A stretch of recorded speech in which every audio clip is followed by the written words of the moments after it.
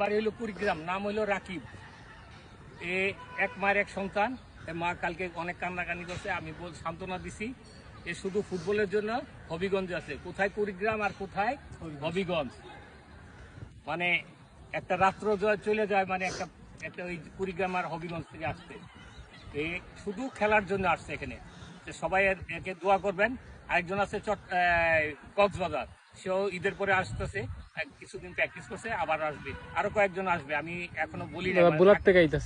অনেক দূরের থেকে আর আসতেছে। যারা আসবেন মানে খেলার জন্য আসবেন, আমার বন্ধু, মানে খেলা শিখার জন্য।